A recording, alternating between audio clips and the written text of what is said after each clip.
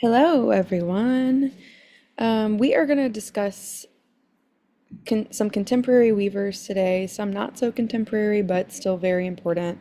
Kind of consider this as like who you should know in contemporary and in recent weaving history. Any of these weavers could be topics for your research presentation that's coming up. So write down the name of anyone that really resonates with you and you can choose to do some further research for your presentation. Hopefully, this presentation will also give you some ideas for your final. I really encourage you to stay present with this presentation, phone turned upside down, taking notes, making a list of whose work resonates with you, and if you have any energy after this lecture, try to kind of connect the dots of those sensibilities. Are you really attracted to dyeing and color? Are you attracted to work that is all about the structure or like the sculptural elements, the ones that read more as paintings?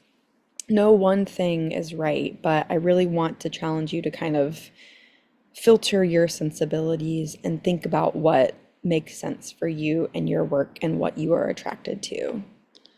Okay, we're going to start with the OG, Ani Albers. So, Albers was born in 1899, and she is one of the most important artists of the 20th century. I would argue one of the most important textile artists in art history. And she is really credited with blurring the lines between traditional quote unquote craft and art, thanks to her education and her legacy at the Bauhaus and then teaching at Black Mountain College. Her study of weaving at the Bauhaus was actually not her first choice. She was discouraged and kind of pigeonholed from studying painting into studying the more feminine textiles. And thank God for that. In 1926, she married fellow Bauhausian Joseph Albers, and they moved to the school in Dessau. The Bauhaus's emphasis on functional design led to a lot of innovation and experimentation in materials that really kind of fused aesthetics with practical benefits, like sound absorption and light reflection. Ani eventually headed the weaving workshop after Gunther Stolzel's departure in 1931, who we'll talk about in just a moment. And then the political pressures of Nazi Germany forced the Alberses to relocate to the US in 1933, where Ani took up a job at Black Mountain College in North Carolina. In 1949, she became the first textile designer to have a solo exhibition at the Museum of Modern Art. And after leaving Black Mountain College, she continued to create designs and ventured into printmaking as well. And you can see a lot of her work is really utilizing rather simple structure, but it is also being guided by the material. This is something that she talks about a lot in her writing, is that the material is telling her what to do as the weaver, as the one in charge. And a lot of this work speaks a lot to her printmaking work as well.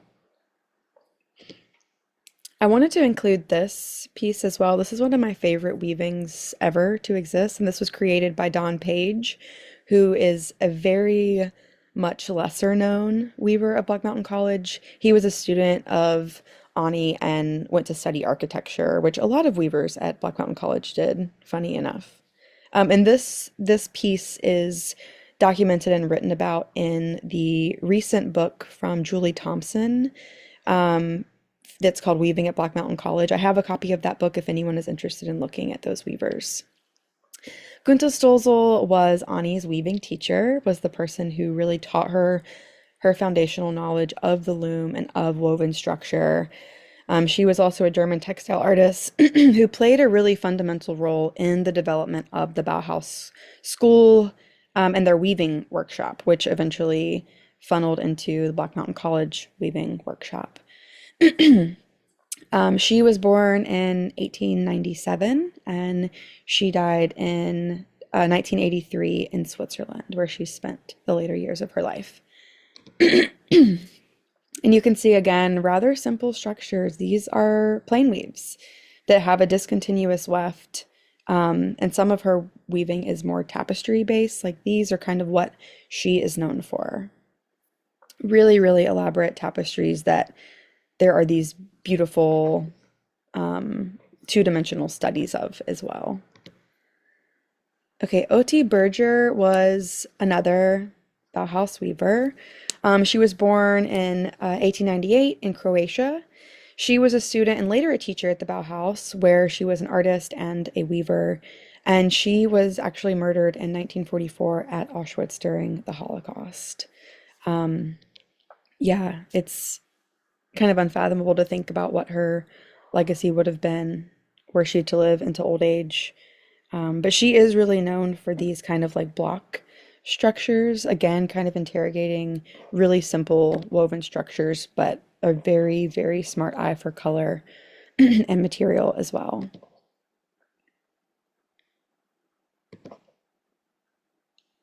And this one is really interesting. She is using another discontinuous weft. So, and what I mean by that is she's not carrying a weft shuttle from one side of the loom to the other. She is kind of like breaking it up. And this one is also this kind of like irregular weft that she's using. It looks like a bunch of wool roving or even just like yarn that's been grouped together. I love the effect of this. It has this beautiful rhythm to it. Lena Bergner is another Bauhaus star, and she was only at the Bauhaus for a little while. She was given a leave of absence in 1929 to work at a hand weaving mill, which was really a great opportunity for young weavers. It trained poor weavers, farmers in hand weaving to allow them to make a living off of it. And she actually is much more known for her kind of like grid-based drawings of the mechanics of weaving. I know a lot of weavers that have a tattoo of some of her work. Yeah, so just like really looking closely at the mechanics of the loom and how things are operating within this woven system. Also known for her studies as well.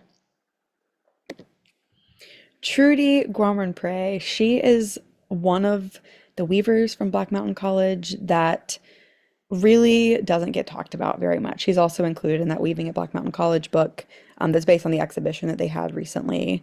And she was a German-born textile artist, also designer, also educator. And she's really known for like her approach to landscapes. At least that's what she started with in her weaving career. And she was born in Poland. Oh gosh, all of these works are just so amazingly simple and creative. The ones that are kind of the bookends on this slide are multi-layer structures. The one on the right is a double weave. I'm not sure about the one on the left. It could be a triple weave. But this is where she's leaving these really open negative spaces in her warp and then pressing the layers apart once they get off the loom to make these kind of sculptural pieces. And a lot of weavers are doing this kind of work now, but she is like really the first weaver who was making this kind of work to our knowledge. And the one in the middle is just, I think, is so clever because she's inserting the hanging mechanism into the woven structure itself. I'm making a piece right now that's kind of a response to that work, and that one's called Red Tape. She initially served as a consultant in weaving at Black Mountain College, and then in 1948 she was appointed to the faculty there. Sheila Hicks. So I am kind of moving chronologically through this, talking about Bauhaus, Black Mountain College weavers, and then weavers that really came to prominence in the 1960s, and then we'll move into more contemporary weavers. So Sheila Hicks is a weaver that really became well known in the 60s. And she is known for, again, using a simple structure, but her innovative and experimental use of color and material and even post-loom processing as well. And she currently lives in Paris, but she is an American artist. She also wrote Weaving as a Metaphor, which is a great reference for weavers.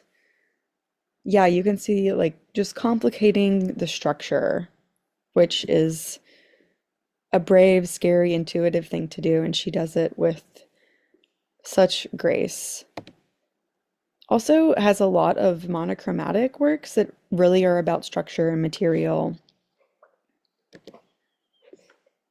as well as sculpture. So using fiber in these really basic forms, just using bats of wool roving, just using yarn, and then doing these wrapping processes to them, making these really evocative soft sculptures.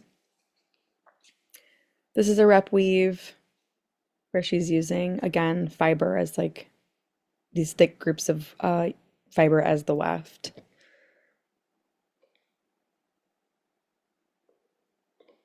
Yeah, they're so nuanced and so subtle, but I really encourage you to look more at Sheila Hicks's work. A lot of frame loom weavings as well. Lenore Tawney is another one that really became a well-known figure in the fiber art movement in the 1960s, and she really worked in fiber art, collage, assemblage, and drawing. And she is really considered to be a groundbreaking artist for kind of the elevation of craft processes to fine art status in the 60s. She was born in 1907 in Ohio, and then she died at 100 years old in New York. And she is considered a minimalist artist. Today, the Kohler Foundation has the Lenore Tawney Foundation, which is it's preserved her studio. And if you're interested in her life and work, she is so fascinating. She is talked about extensively in the Agnes Martin documentary that is on Canopy, which y'all have access to as students. This one is a little bit, I don't know, unexpected from her. A lot of her work is not figurative, but I think the way that she's working with negative space and figure here is really interesting. This is kind of like what she is known for, these really large sculptures that embrace bare thread. And some of them are dyed to kind of have this like floating or like cloud illusion to them. A lot of her work is also tapestry based and using this discontinuous weft. I love the little hand holding moment in the center of this so much. I think about this piece a lot. And I really like the presentation of this piece as well, the dowels to kind of keep it taut. Also playing with the drape a lot, again, kind of antagonizing like the grid structure and when things are taut, when things are not under tension. And I had to include this picture of her in her studio with her cat. She loved her cat. She was also very spiritual, which is talked about in that documentary.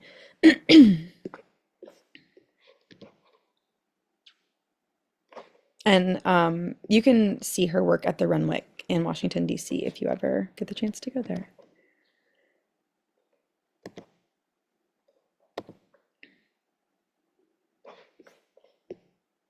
And this one is actually really simple. This is just unwoven warp that is connected with what looks like a hem stitch on the top half, and the bottom is kind of this discontinuous weft in which she's doing this lace making.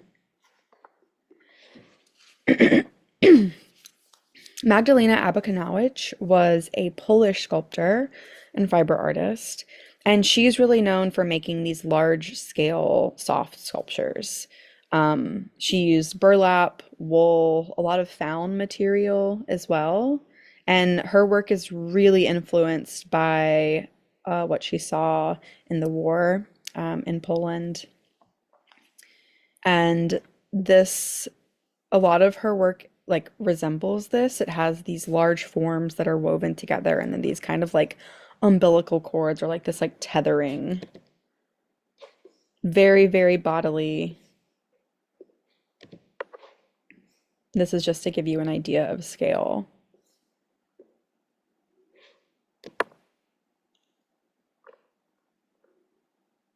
And these are made with a combination of on-loom and off-loom processes. So making the basic yardage and then taking it off the loom and then reworking into it. Amazing use of color as well.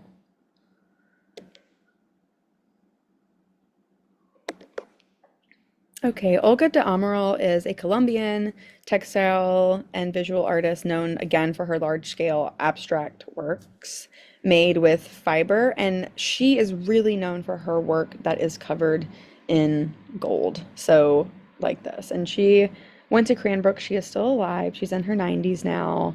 But this is kind of like what her work is defined by, or what her career is defined by, is making these almost like slit tapestry pieces that act like flaps that she's then covering in gold leaf or weaving with gold. A lot of her work has this like element of like metallic or like reflection in it. Yeah, very interested in multiple structures or like I don't know, multiple bodies of woven fiber that she's then connecting together later. This is one that's been wrapped. I love this piece. The colors here are so good. Yeah, this is kind of like her most famous body of work. Okay, Ed Rusback, he's one that doesn't get a lot of attention, but he is one of my favorite weavers. He was an American fiber artist, and his career actually began with ceramics and later got into weaving in the 1940s. But he evolved after that into basket making and really was experimental and playful with non-traditional materials like plastic and newspaper. Yeah, he taught at Berkeley for a long time. Again, using tabby, this is a discontinuous weft method. And I like this because it's showing using something as the same material as the warp and the weft. And this is essentially like those potholder weavings, but doing it on a much more complex avenue. This one is not a weaving, but just a complicated net structure. Jagoda Buick was a Croatian artist, really known for these large-scale installations and tapestries. And she was really another prominent figure in the 60s. Most of her work is monochromatic and is really interrogating form and like overlapping planes. I love the piece on the left, how it's kind of cascading onto the floor.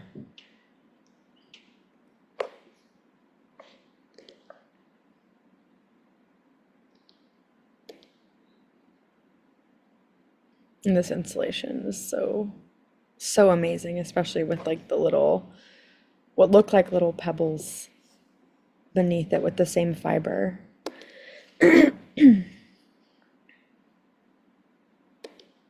Okay, moving into contemporary weavers.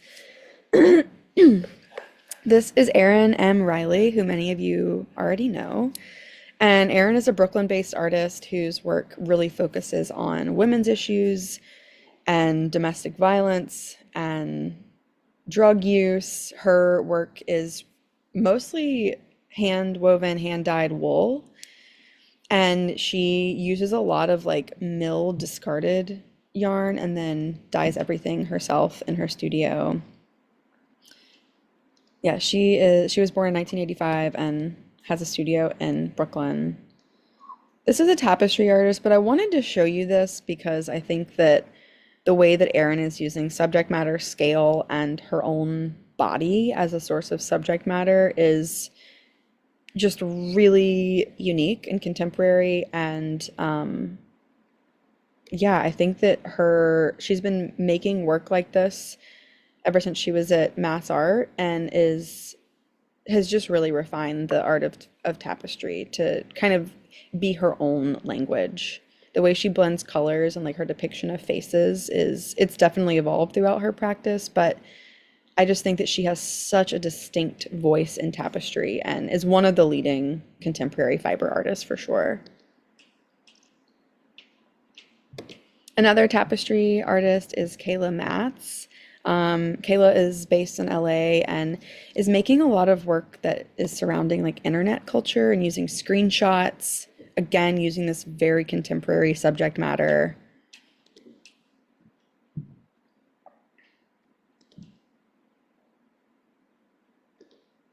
And some of her work is embroidered after it comes off of the loom. This is a good way to think about an application similar to this. If you want to do that with pattern, that you could always embroider your piece or sew it after it's off of the loom.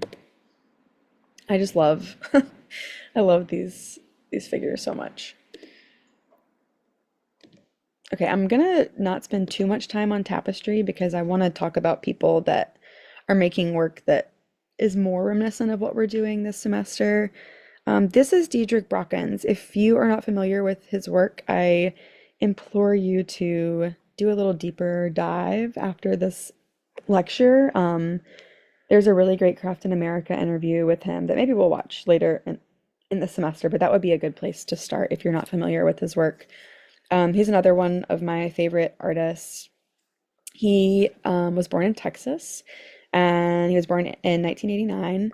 And a lot of his work is dealing with notions of the African diaspora and queer identity, and he has this really beautiful way of dealing with positive and negative space, or like figure and ground, that I think is pretty simple in terms of like how he's drawing the things, but it's extremely evocative, and I feel like many viewers can see themselves in his work.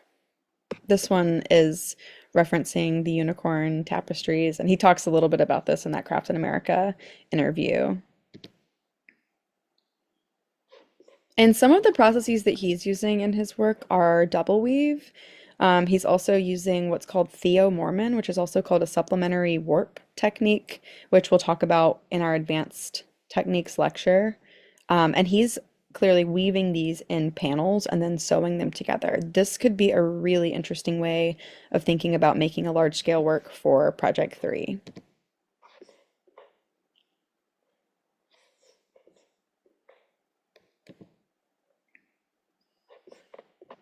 I love this work so much. I love that there is this like irregularity to it in the dyeing and the shape of it. I think my favorite part is in the top right corner, that little quilt half square triangle that's poking out and like breaking the frame. I think that is just so poetic and so beautiful. And this one I actually saw in person in Charlotte last year. And the chain that is between the two figures is actually like a ribbon, like a craft store ribbon, which I had never seen him use something like that in his work before, but I think it works really, really well for this.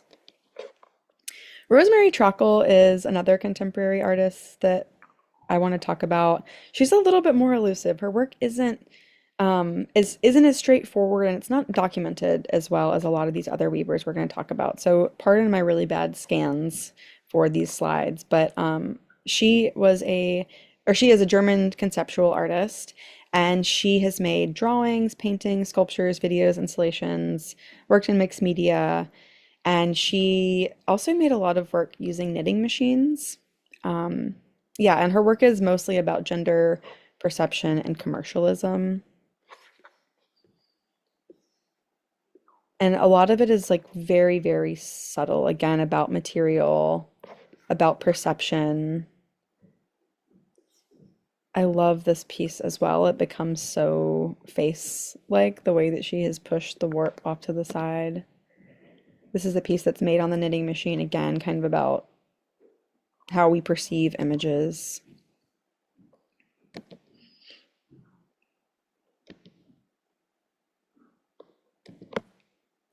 Lee Shin-ja is a first generation Korean fiber artist and educator. She was also very prominent during the 60s, and a lot of her work is considering ideas of domestic labor. She is primarily considered a tapestry artist as well, but I want to show you some of these that could be applied to pattern. I really like that she's implementing something hard or like not pliable in her weft for this piece. This one is using some discontinuous weft wrapping as well. I love this piece. I'm such a sucker for negative space. I think this is really, really smart and kind of has this like reverb happening, like I don't know, this like reverberation or like rhythm throughout the way she's using the color and the positive space and negative space. Shutritra Matai is a Guyanese born American artist. And a lot of her work is using found material. A lot of it's using saris. And her work is larger than life. It's so big. It has so many different processes in it. She's using a lot of basketry, wrapping, weaving. Yeah, and her use of material is just brilliant.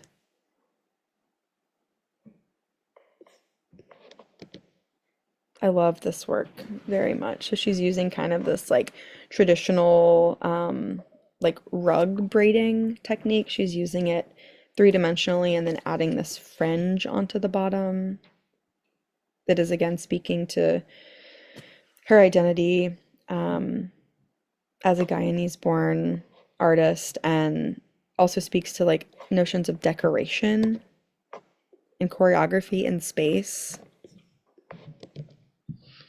Melissa Cody is a Navajo or Diné textile artist, and she grew up on the Navajo reservation in Arizona. Um, yeah, and she is gaining a lot of popularity right now. She's using these very traditional Diné like graphics in her work or motifs, but she's adding in this like subtle contemporary voice through text and through imagery, primarily through text and through the way that she's like modifying these patterns. I really love this work. So again, this is a tapestry artist, but I think using these techniques that are central to her identity and kind of reframing them or remixing them is really, really brilliant.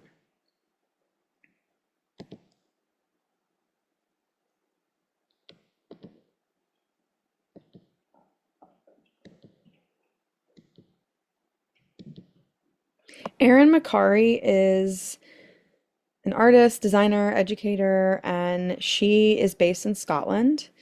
And she's really using off loom techniques or like even frame loom techniques made mostly of textile waste, found objects, and also hand spun material to kind of challenge the traditional assumption that cloth is purely this domestic medium. And a lot of her work I find is really, really poetic and sensitive. And I love her utilization of found objects in the work. All of her work, I feel like every body of work I see from her looks a little bit different in terms of color palette, and I think that's just the nature of working with found material.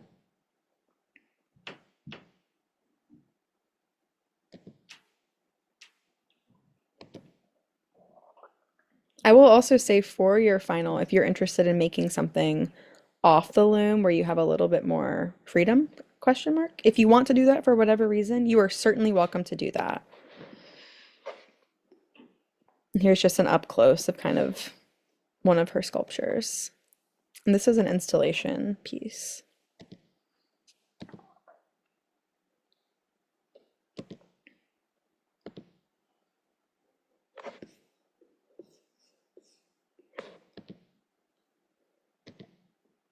Aquila Wellington is based in Columbus, Ohio, and works at Ohio State as a lecturer there.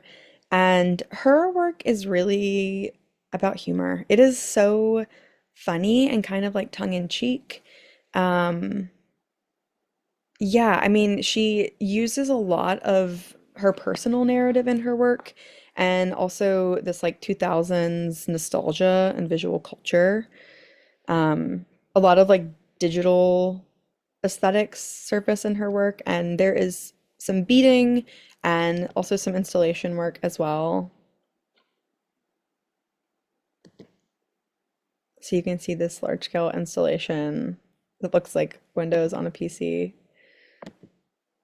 Yeah, I feel like you should follow her on Instagram. There is a lot of work that is not on her website that I recommend looking at as a contemporary person who is working with like notions of 2000 culture and like I don't know, like contemporary media humor. Tyrell Tapaha is another Dene weaver and sheep herder. And they grew up in northeastern Arizona, tending to their family's flock of Navajo Churro sheep. And their work is really grounded in this ecology of the mountains. They use local plant dyes to dye their wool and their fleece, which they harvest from the sheep that they raise. Yeah, and their work, similar to Cody, is using these traditional motifs, these traditional designs, but I think they are really unique because they're implementing this kind of like overtly queer narrative into that. A lot of their work utilizing text.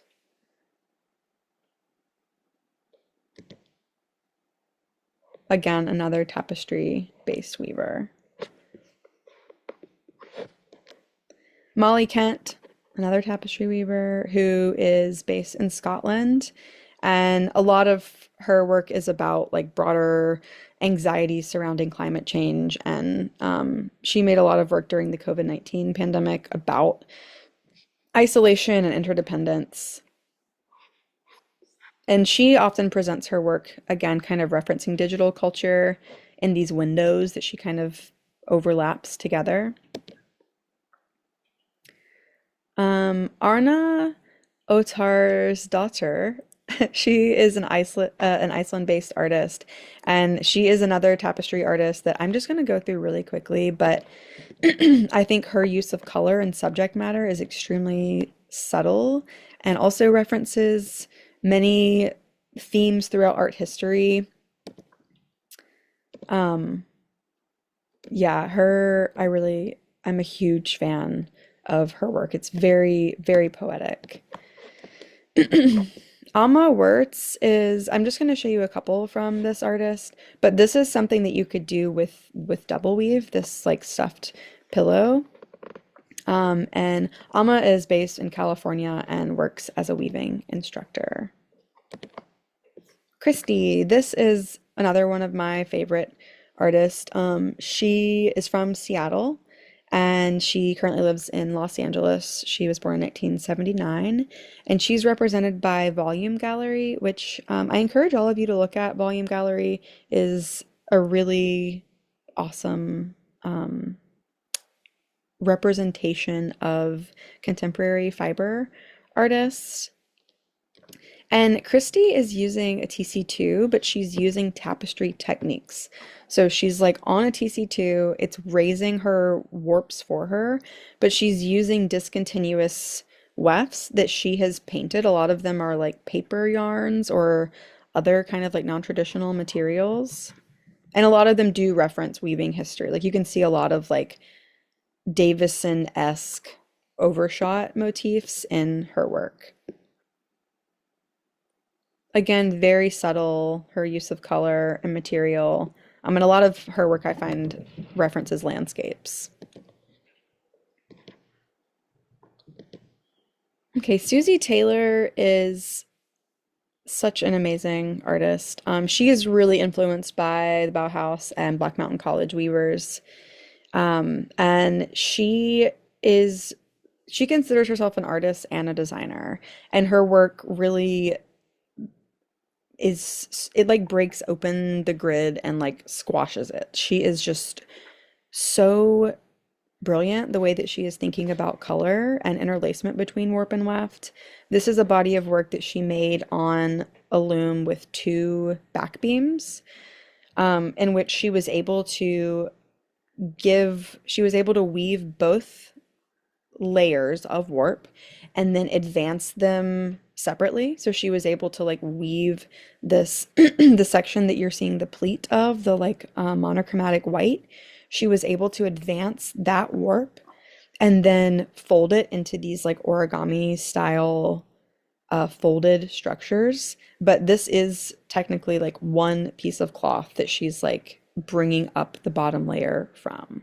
So it kind of breaks my brain to think about it. She taught a class on this when I was at Penland, a really long time ago, and I sat in on one of her demonstrations, and she is so brilliant the way she thinks about structure. A lot of striping in her work that she's alternating with her warp and her weft. But again, really utilizing simple structure, just thinking a lot about design and like what the end illusion is going to look like. Recently, Susie's gotten really into like color mixing and dyeing her own warp and weft to kind of further complicate these illusions that she's creating. I love this piece so much. Sonia Young James is another American artist who lives and works in Atlanta.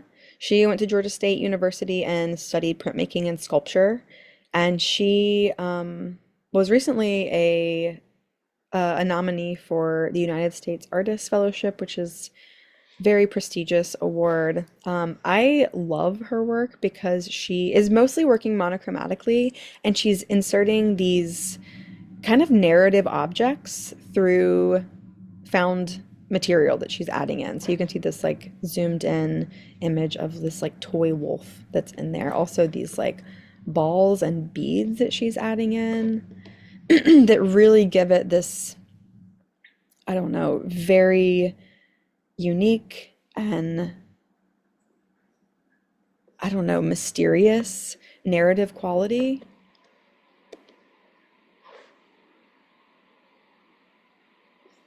And I love the drape that her work has as well.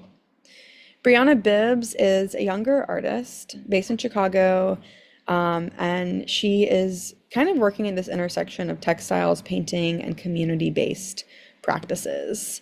Is also a teacher, and Brianna is another artist who's using a lot of found material in her work.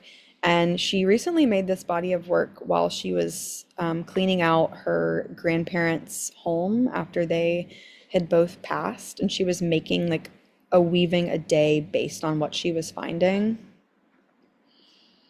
So the one on the left is one that she was making out of things she was finding in the pantry. They're almost like this like journal entry. So I think this work really references like Sheila Hicks and her frame loom weavings, but I find that just the material that Brianna is using and the way that she's kind of like letting these threads run wild is really refreshing.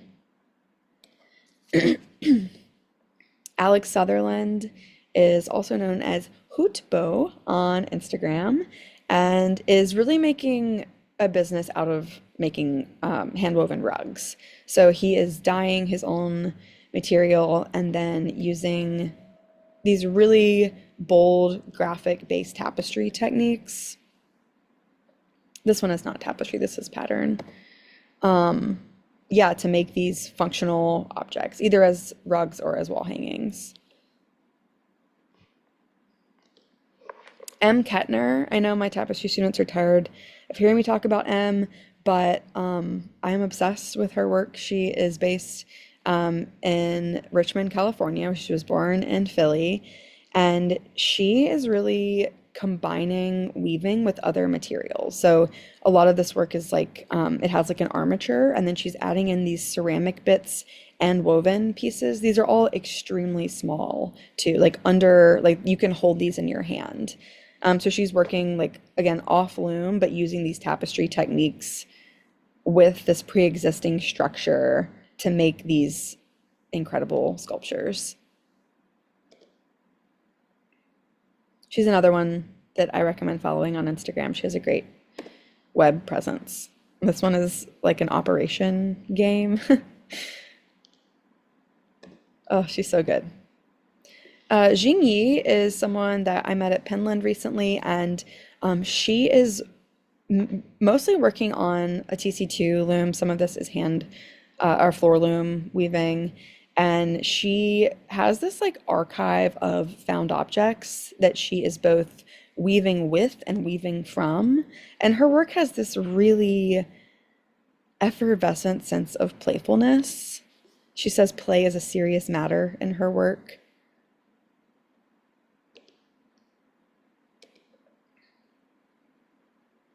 And she's doing this interesting method of stretching her work as well. You can kind of see here, she's stretching like a patterned fabric, often around a canvas stretcher, and then sewing her weaving to it. So a lot of these do act more like paintings because she's stretching them, but I really love her work. Tali Weinberg is an artist who is really concerned with environmental notions of of loss, of extraction, of illness. And she combines plant-based fibers and dyes with petrochemical-based materials.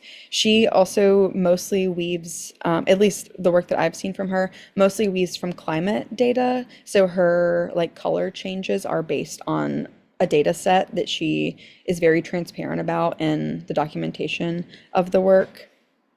This one is not woven, this one is wrapped, but you can see the same idea. These are some more climate data ones that are tracking temperature. And this is also a really good idea if you're finding that, just like changing color intuitively as you're weaving isn't quite doing it for you. Like if that decision making doesn't feel fulfilling, you could reference a data set or you could reference like this algorithm that you are setting for yourself based on this other interest in your practice, which we can totally talk about more for Project 3. But I think Tali's way of making these visually, aesthetically evocative pieces that are also grounded in this very contemporary information, I think is really, really smart.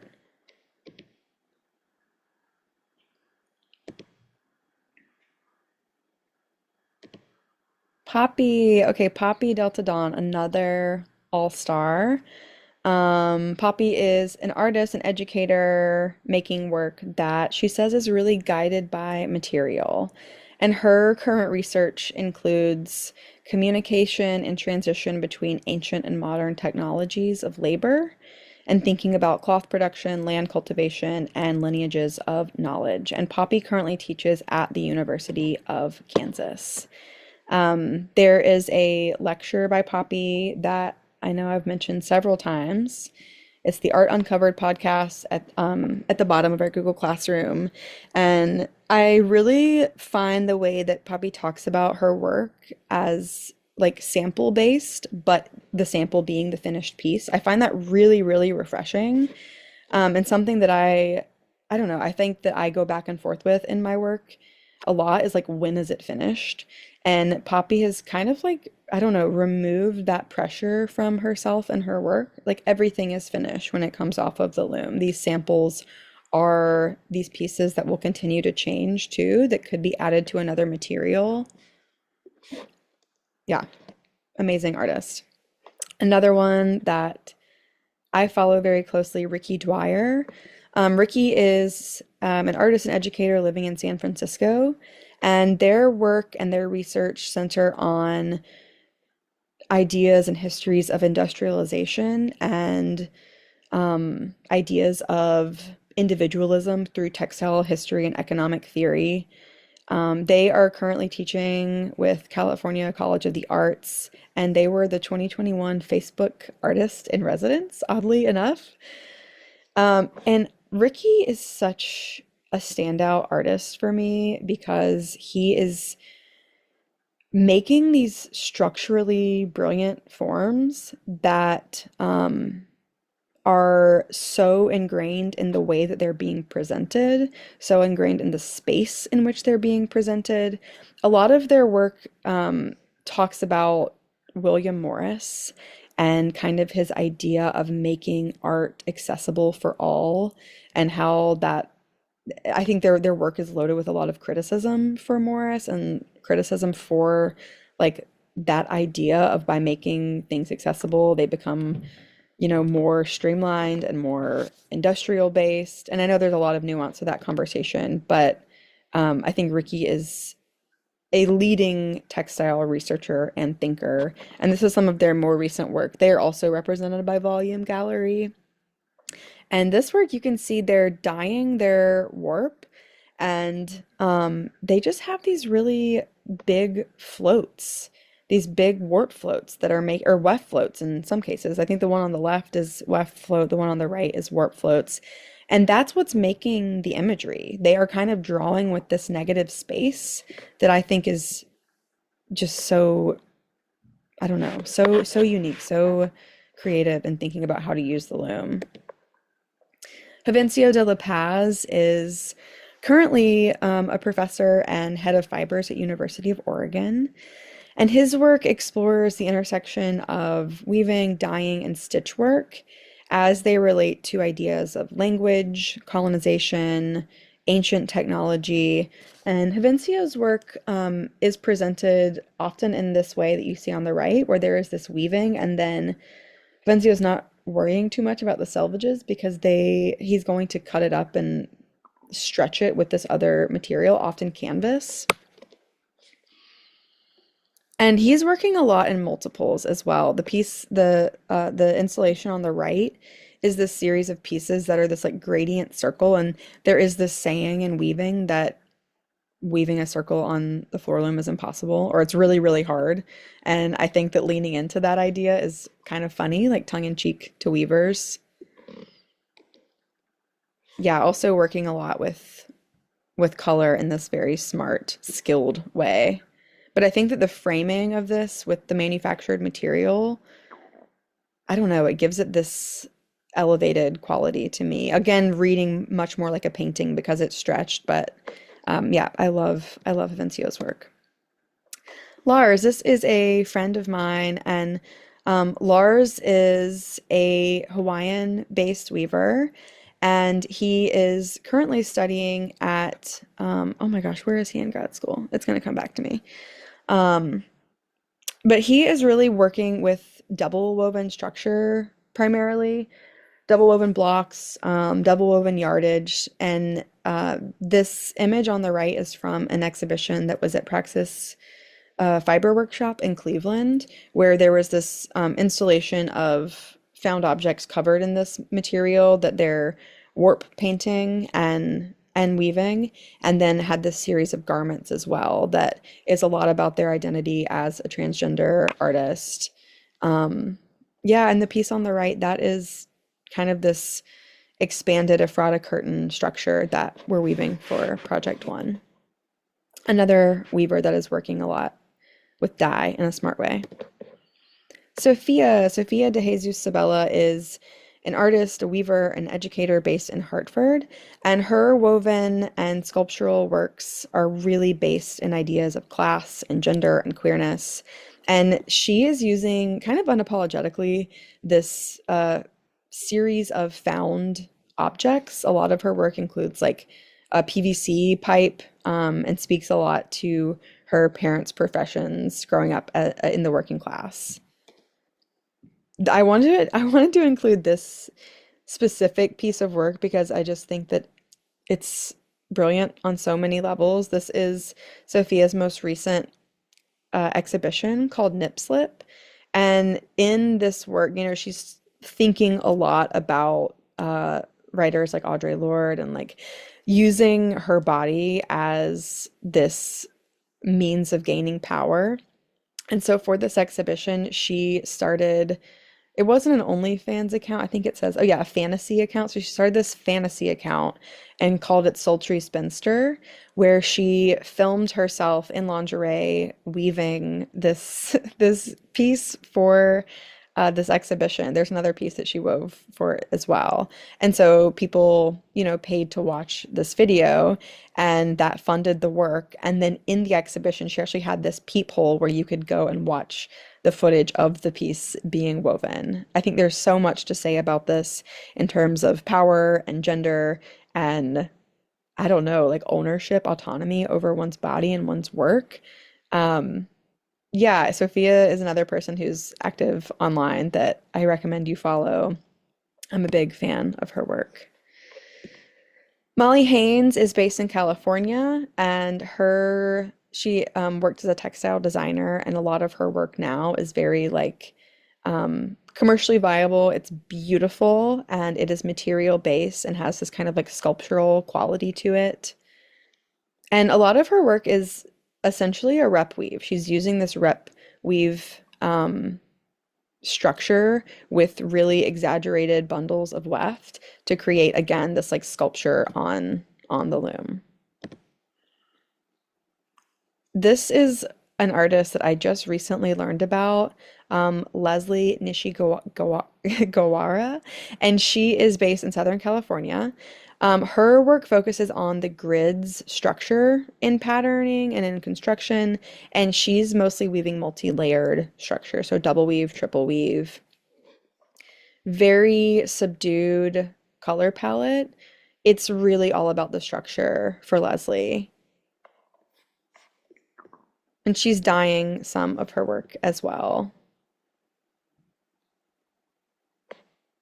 So yeah, I think her work speaks a lot to Susie Taylor's work, but also a little bit to Lenore Tawney's work as well, the way that she's using this discontinuous weft in some of the pieces to get this like strap quality and how they overlap and intermingle with one another. Tully Halpern is a contemporary of y'all's. Tully just graduated from SAIC, I think last year, and their work is mostly dealing with ideas of identity, sexuality, through both collage and weaving. And so they're making these really interesting weavings that have a lot of post-loom work done to them.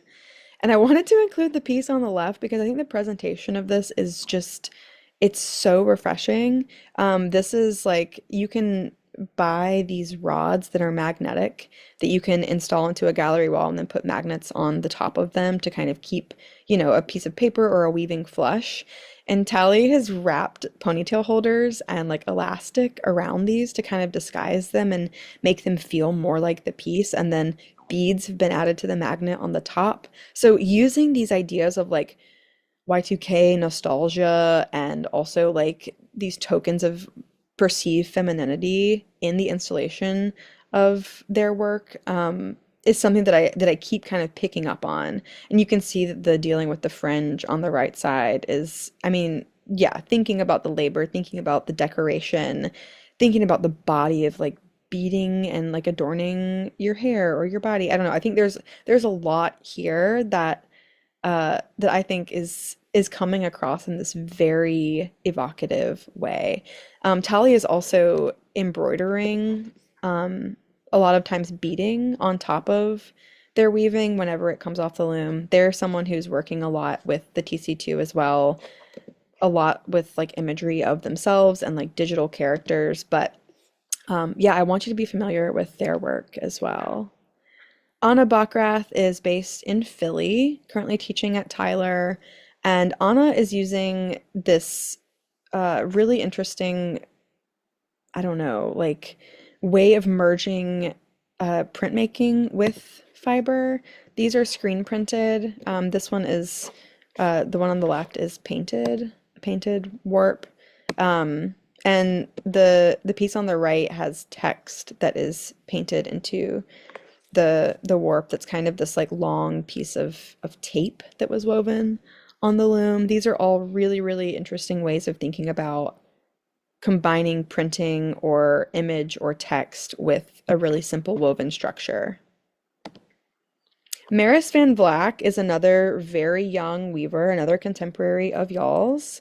And Maris is using these really traditional textile techniques like weaving and netting and making these large scale pieces that reference topography, geology, and memory. And she recently got her BFA from RISD in drawing and in textiles. You can see in the piece on the left that there are these woven blocks that then are like complicated further by having this netting layer added on top of them. And some of Maris's work is more representational, like the piece on the right, I think speaks to landscape, speaks to fantasy, speaks to architecture, but a lot of it is a little bit more like poetic and ambiguous. Last but not least, this is John Paul Morabito. And John Paul heads the fibers department at Kent State. Their work engages with queerness and blasphemy and the Catholic Church. And this is what their artist statement reads. I just want to read this out loud to you.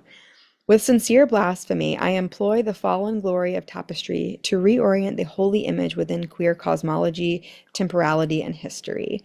My materials, cotton, wool, synthetic gold, and digital matter, are at once exquisite and contrived, further reflecting the irresolute tensions between queerness, ethnicity, and the sacred.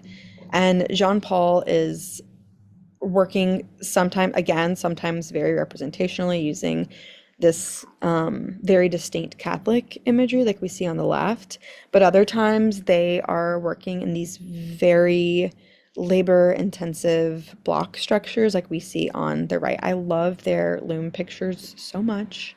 And they also are referencing Felix Gonzalez Torres, who was a really prominent contemporary artist, and a lot of their work is titled with work referencing Felix and Ross's relationship. And the beads that are installed are all strung on by hand. So on both of these pieces, the lower, like, I don't know, 3/4 of the pieces, that's all strung on beads that kind of act as this beautiful fringe. Oh, sorry, there is one more. Kira Dominguez Hultgreen.